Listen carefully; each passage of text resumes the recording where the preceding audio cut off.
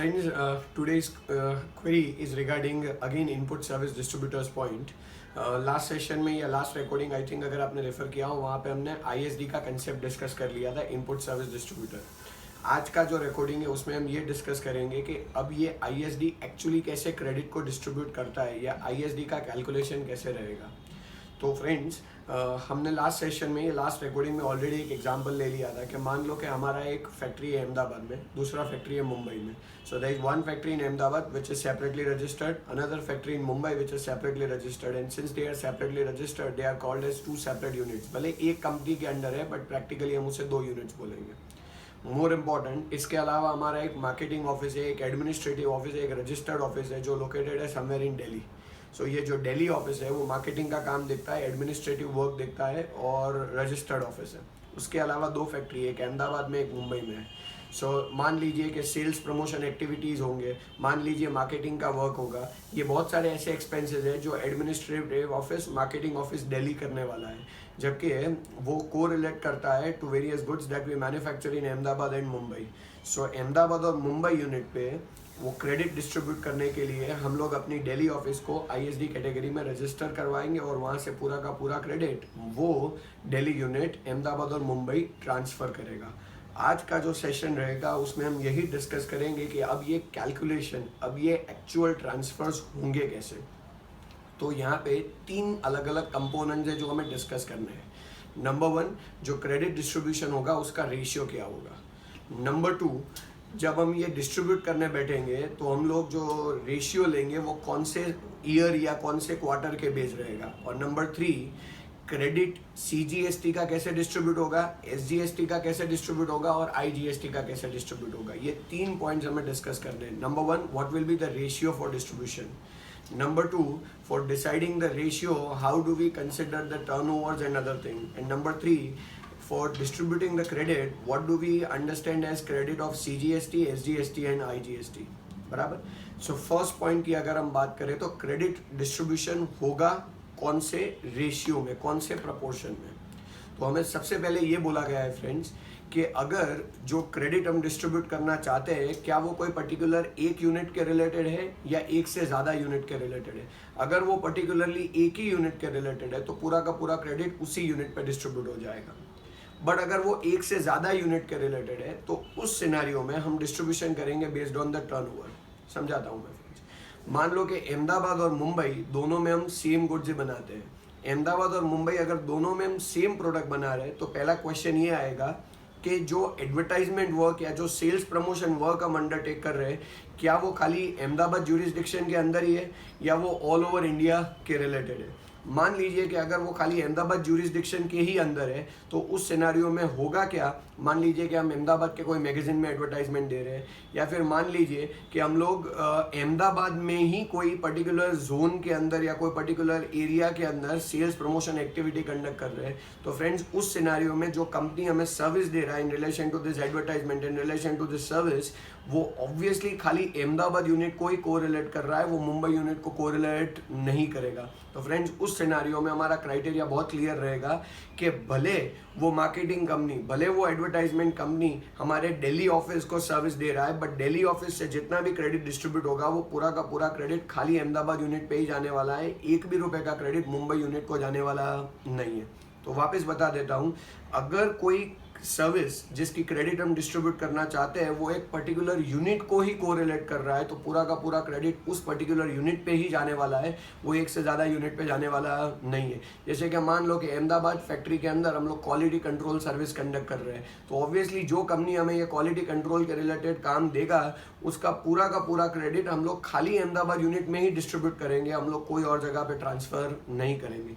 तो जब भी हम बात करें क्रेडिट किसी पर्टिकुलर यूनिट के रिलेटेड है तो पूरा का पूरा क्रेडिट उसी यूनिट पे जाएगा rather than getting distributed in all. अब बात आता है कि वो एक यूनिट के कोरिलेटेड नहीं है। दैट मीन्स मान लो कि हम लोग एडवर्टाइजमेंट कर रहे हैं ऑल ओवर इंडिया, जिसका बेनिफिट अहमदाबाद फैक्ट्री को भी मिलेगा, जिसका बेनिफिट मुंबई फैक्ट्री को भी मिलेगा। दैट मीन्स ये क्रेडिट एक से ज़्यादा यूनिट के रिलेटेड है, तो उस सिनेरियो में ये क्रेडिट डिस्ट्रीब्यूट होगा दोनों के अंदर, यानी अहमदाबाद यूनिट को भी वो जाएगा और मुंबई यूनिट को भी वो जाएगा। अच्छा, कभी कभी इसमें तीसरा सिनारियो भी हो सकता है। क्या, समझाता हूँ। मान लीजिए कि यहाँ पे तो हमारा एग्जाम्पल है 2 फैक्ट्री का, एक अहमदाबाद और एक मुंबई। मान लीजिए कि अभी हमारी 3 फैक्ट्री है, एक अहमदाबाद, एक मुंबई और एक दिल्ली। और हम लोग जो एडवर्टाइजमेंट कर रहे हैं वो खाली के खाली वेस्टर्न रीजन के अंदर कर रहे हैं। फ्रेंड्स, अगर वो खाली के खाली वेस्टर्न रीजन के अंदर कर रहे हैं तो आई थिंक भले हमारी 3 फैक्ट्री है बट उसका बेनिफिट खाली अहमदाबाद और मुंबई यूनिट को ही मिलने वाला है, उसका बेनिफिट दिल्ली यूनिट को मिलने वाला नहीं है। तो उस सिनेरियो में हम लोग 3 ओवरऑल पॉइंट आइडेंटिफाई करेंगे। एक, क्या क्रेडिट एक ही पर्टिकुलर यूनिट के रिलेटेड है। दूसरा, क्रेडिट एक से ज्यादा यूनिट के रिलेटेड है, हाउएवर वो सबके रिलेटेड नहीं है। दैट मीन्स वो एक से ज्यादा के रिलेटेड है बट उसमें से कुछ ही के रिलेटेड है, सबके रिलेटेड नहीं है। और तीसरा, वो एक से ज्यादा के रिलेटेड है और सबके रिलेटेड है।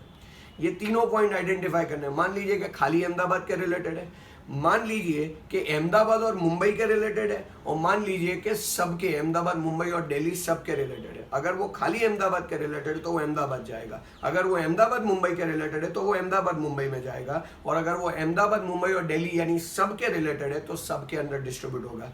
तो सबसे पहला कंपोनेंट है कि कहाँ डिस्ट्रीब्यूट करना है क्रेडिट। तो उसके लिए हमने ये आइडेंटिफाई कर लिया कि अगर वो कोई ऐसी सर्विस का क्रेडिट है जो एक यूनिट के रिलेटेड है तो पूरा का पूरा क्रेडिट उसी एक यूनिट पे जाएगा। अगर वो कोई ऐसी सर्विस के रिलेटेड है जिसका बेनिफिट एक से ज्यादा यूनिट को मिल रहा है तो वो पूरा का पूरा क्रेडिट डिसाइड करना पड़ेगा कि क्या वो एक से ज्यादा के तो रिलेटेड है बट सबके रिलेटेड है कि कुछ के रिलेटेड है। अगर वो कुछ ही यूनिट्स के रिलेटेड है तो वो उन्हीं यूनिट्स में डिस्ट्रीब्यूट होगा, वो अगर सबके रिलेटेड है तो वो सबके अंदर डिस्ट्रीब्यूट होगा। तो ये पहला कंपोनेंट है जो हमें आइडेंटिफाई करना है कि डिस्ट्रीब्यूशन कैसे किया जाएगा। अब दूसरा कंपोनेंट आता है। टोटल 3 कंपोनेंट्स मैंने समझाया। पहला, डिस्ट्रीब्यूशन कैसे होगा। दूसरा, अब डिस्ट्रीब्यूशन करने के लिए हमारा रेशियो क्या रहेगा, प्रपोर्शन क्या रहेगा, और वो कौन से मैकेनिज्म से डिसाइड होगा। तो ऐसा बोला हुआ है कि अगर कोई क्रेडिट एक ही यूनिट के रिलेटेड है तो पूरा का पूरा वहां चला जाएगा। बट अगर कोई क्रेडिट एक से ज्यादा यूनिट के रिलेटेड है, उसमें कुछ से रिलेटेड है तो उन यूनिट्स में जाएगा। अगर सबके रिलेटेड है तो सब में जाएगा। बट वो कैसे डिवाइड होगा, इक्वली डिवाइड होगा। तो उसी के लिए गवर्नमेंट ने लॉ बहुत क्लियरली बनाया हुआ है कि it shall gate decided on the basis of turnover. माने अगर वो 2 यूनिट के रिलेटेड है, 2 यूनिट का टर्नओवर काउंट करके उसमें डिस्ट्रीब्यूट कर दीजिए। अगर वो सबके रिलेटेड है तो सबका टर्नओवर काउंट करके उसके अंदर डिस्ट्रीब्यूट कर दीजिए। यानी it shall get distributed amongst unit based on the turnover. अब कोई बोले टर्नओवर कौन सा, तो कि turnover of preceding financial year. When I say turnover of preceding financial year, मान लीजिए ये 17-18 का ईयर चल रहा है, तो 17-18 में अगर मुझे क्रेडिट डिस्ट्रीब्यूट करना है तो मेरे लिए जो बेस ईयर रहेगा वो 16-17 का रहेगा। तो 16-17 के टर्नओवर को मैं बेस ईयर बनाऊंगा और 17-18 में ये सारी क्रेडिट में डिस्ट्रीब्यूट कर दूंगा। कीप दैट इन माइंड, हमारे लिए ऑलवेज टर्नओवर रहेगा प्रीसीडिंग फाइनेंशियल ईयर का। Very important. कभी कभी फ्रेंड्स ये होता है कि कंपनी का 17-18 ही फर्स्ट ईयर है, या फिर 17-18 में कंपनी एग्जिस्टेंस में था, हाउएवर 17-18 में कंपनी के 2 ही यूनिट्स ऑपरेटिव थे, 16-17 में कंपनी एग्जिस्टेंस में था। So 17-18 is not the first year. There was a preceding year which is 16-17. However 16-17 में कंपनी के 2 ही यूनिट्स ऑपरेटिव थे, 17-18 में हमने तीसरा यूनिट चालू किया। तो अब हमें जो क्रेडिट डिस्ट्रीब्यूट करना है वो तीनों में करना है। बट तीनों में डिस्ट्रीब्यूट करने के लिए हमारे पास प्रीसीडिंग फाइनेंशियल ईयर में 2 यूनिट का टर्नओवर अवेलेबल है बट तीसरे का टर्नओवर अवेलेबल नहीं है। तो उसके लिए लॉ में बहुत स्पेसिफिकली बोला हुआ है कि अगर सारे यूनिट्स का प्रीसीडिंग फाइनेंशियल ईयर का टर्नओवर अवेलेबल ना हो, या कोई भी एक यूनिट जहां पे क्रेडिट डिस्ट्रीब्यूट करना है उसका प्रीसीडिंग फाइनेंशियल ईयर का टर्नओवर अवेलेबल ना हो, तो now you don't have to take the turnover of preceding financial year, rather you have to take the turnover of preceding quarter. वापस बता रहा हूं फ्रेंड्स, अगर आपको क्रेडिट डिस्ट्रीब्यूट करना है जितने यूनिट्स के अंदर, अगर सबका प्रीसीडिंग फाइनेंशियल ईयर का टर्नओवर अवेलेबल हो तो आपको वही टर्नओवर लेना है।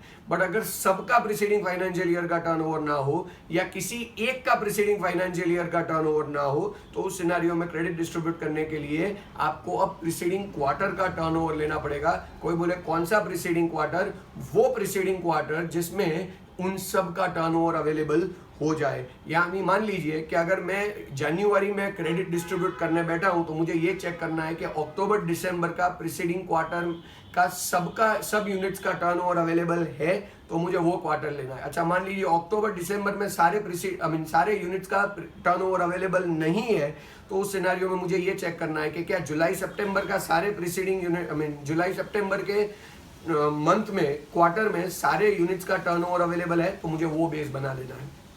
तो फ्रेंड्स, अब तक हमने 2 कंपोनेंट कवर किए। नंबर 1 कंपोनेंट मैं वापस बता देता हूं कि क्रेडिट डिस्ट्रीब्यूशन कैसे होगा। अगर एक यूनिट से कोरिलेटेड है तो पूरा का पूरा क्रेडिट वहां जाएगा। अगर एक से ज्यादा यूनिट के कोरिलेटेड है तो उस सिनेरियो में आपको डिसाइड करना है कि क्या सबके रिलेटेड है, क्या कुछ यूनिट्स के रिलेटेड है। अगर सबके रिलेटेड है तो सब यूनिट्स में जाएगा, कुछ के रिलेटेड है तो उन यूनिट्स में जाएगा। तो ये डिस्ट्रीब्यूशन कैसे होगा। दूसरा, रेशियो क्या रहेगा, तो it is always based on turnover of preceding financial year. However अगर प्रीसीडिंग फाइनेंशियल ईयर का टर्नओवर असर्टेनेबल नहीं है तो उस सिनेरियो में आपको प्रीसीडिंग क्वार्टर, उस क्वार्टर का जहां पे सब यूनिट्स का टर्नओवर अवेलेबल हो। कौन से सब यूनिट्स जहां क्रेडिट डिस्ट्रीब्यूट करना है। अच्छा, एक एग्जांपल दे देता हूं। मान लो कि हमने लास्ट ईयर में 2 यूनिट चलाए थे, इस साल तीसरा यूनिट स्टार्ट किया है। तो पहले मुझे ये डिसाइड करना है कि मैं क्रेडिट डिस्ट्रीब्यूट कहां कर रहा हूं। अगर मैं तीनों में कर रहा हूं ना, तो मैं प्रीसीडिंग ईयर को बेस नहीं बना सकता, क्योंकि तीसरे यूनिट का प्रीसीडिंग ईयर का टर्नओवर नहीं है, तो मुझे प्रीसीडिंग क्वार्टर के लिए वेट करना है। बट अगर मैं दोनों में डिस्ट्रीब्यूट कर रहा हूं, वो 2 यूनिट जो प्रीसीडिंग ईयर में ऑपरेटिंग थे और उसका टर्नओवर अवेलेबल था, तो उस सिनेरियो में तो मुझे 110% प्रीसीडिंग ईयर का ही टर्नओवर लेना है, मुझे प्रीसीडिंग क्वार्टर का टर्नओवर नहीं लेना है। फ्रेंड्स, प्रीसीडिंग क्वार्टर का टर्नओवर हम कब लेंगे, तब लेंगे जब हम क्रेडिट डिस्ट्रीब्यूट कर रहे हैं उन यूनिट्स के अंदर जिसमें से सारे या कोई भी एक यूनिट प्रीसीडिंग फाइनेंशियल ईयर में ऑपरेटिव नहीं था। अगर कोई एक यूनिट प्रीसीडिंग फाइनेंशियल ईयर में ऑपरेटिव ना हो बट उसमें क्रेडिट भी डिस्ट्रीब्यूट करना नहीं है, तो फिर हमें प्रीसीडिंग फाइनेंशियल ईयर का वो यूनिट का टर्नओवर है कि नहीं है क्या फर्क पड़ता है, हमको तो बाकी के यूनिट्स का टर्नओवर लेना पड़ेगा। बराबर। तो फ्रेंड्स, 2 चीजें हमारी कवर हो गई। अब third component and which is the last component, credit distribute होगा कैसे। माने सीजीएसटी का क्रेडिट कैसे डिस्ट्रीब्यूट होगा, एसजीएसटी का क्रेडिट कैसे डिस्ट्रीब्यूट होगा और आईजीएसटी का क्रेडिट कैसे डिस्ट्रीब्यूट होगा।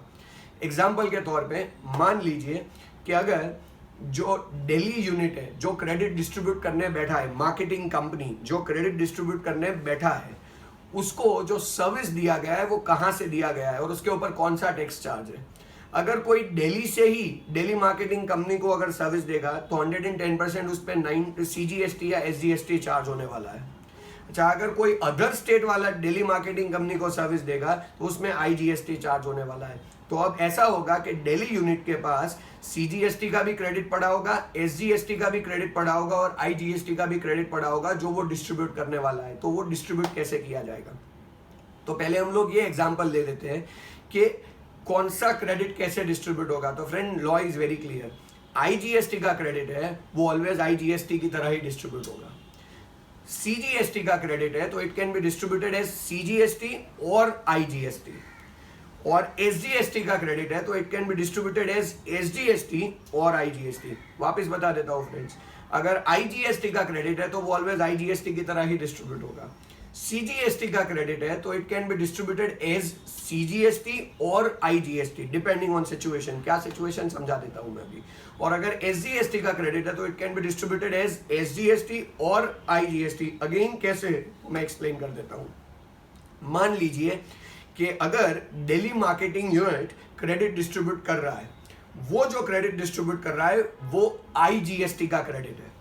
अगर वो आईजीएसटी का क्रेडिट डिस्ट्रीब्यूट कर रहा है तो चाहे वो अहमदाबाद डिस्ट्रीब्यूट करे, मुंबई डिस्ट्रीब्यूट करे या दिल्ली डिस्ट्रीब्यूट करे, since it's a credit of IGST, it will go to Ahmedabad unit also as IGST, it will go to Mumbai unit also as IGST and it will go to Delhi unit also as IGST. Since it's a credit of IGST, it will always get distributed as IGST, whether it gets distributed in same state or it gets distributed in other state. So अगर Delhi unit Ahmedabad transfer कर रहा है तो भी IGST की तरह होगा, Mumbai transfer कर रहा है तो भी IGST की तरह होगा और दिल्ली ट्रांसफर कर रहा है तो भी IGST की तरह होगा. सेकेंड कंपोनेंट, अगर वो जो क्रेडिट डिस्ट्रीब्यूट कर रहे हैं वो क्रेडिट आईजीएसटी का नहीं है, सीजीएसटी का है और एसजीएसटी का है, तो अब ये आइडेंटिफाई करना पड़ेगा कि दिल्ली मार्केटिंग यूनिट कहां वो क्रेडिट डिस्ट्रीब्यूट कर रहा है. क्या वो अहमदाबाद मुंबई क्रेडिट भेज रहा है या फिर वो दिल्ली में ही डिस्ट्रीब्यूट कर रहा है. अगर वो सीजीएसटी और एसजीएसटी का क्रेडिट दिल्ली में ही डिस्ट्रीब्यूट कर रहा है तो सीजीएसटी का क्रेडिट जाएगा एज सीजीएसटी और एसजीएसटी का क्रेडिट जाएगा एज एसजीएसटी. वापस बता रहा हूं, अगर दिल्ली यूनिट दिल्ली में ही क्रेडिट डिस्ट्रीब्यूट कर रहा है तो सीजीएसटी का क्रेडिट जाएगा एज सीजीएसटी और एसजीएसटी का क्रेडिट जाएगा एज एसजीएसटी। बट अगर दिल्ली यूनिट अहमदाबाद और मुंबई सीजीएसटी और एसजीएसटी की क्रेडिट डिस्ट्रीब्यूट कर रहा है तो definitely CGST and SGST both will get converted into IGST and then it will get distributed to Ahmedabad और मुंबई। तो फ्रेंड्स वापस बता देता हूं, आईजीएसटी होगा तो वो कोई भी जगह आप डिस्ट्रीब्यूट करो वो ऑलवेज आईजीएसटी की तरह जाएगा। सीजीएसटी होगा तो सेम स्टेट में डिस्ट्रीब्यूट करो तो सीजीएसटी की तरह जाएगा, अदर स्टेट में डिस्ट्रीब्यूट करो तो आईजीएसटी की तरह जाएगा। और एसजीएसटी होगा अगर सेम स्टेट में डिस्ट्रीब्यूट करो तो एसजीएसटी की तरह, अदर स्टेट में डिस्ट्रीब्यूट करो तो आईजीएसटी की तरह। तो फ्रेंड्स ये 3 कंपोनेंट है जो as an input service distributor आपको ऑलवेज ध्यान में रखना है। नंबर 1 पॉइंट, आप डिस्ट्रीब्यूशन कैसे करोगे। नंबर 2 पॉइंट, आप डिस्ट्रीब्यूशन करने के लिए रेशियो क्या लोगे। और नंबर 3 पॉइंट, आप डिस्ट्रीब्यूशन करोगे तो कौन सा क्रेडिट किस तरह डिस्ट्रीब्यूट होगा। तो फ्रेंड्स ये रहा आज का हमारा query regarding distribution of credit. For further queries you may subscribe to our channel gst@dhvl.gandhi। Thank you very much friends.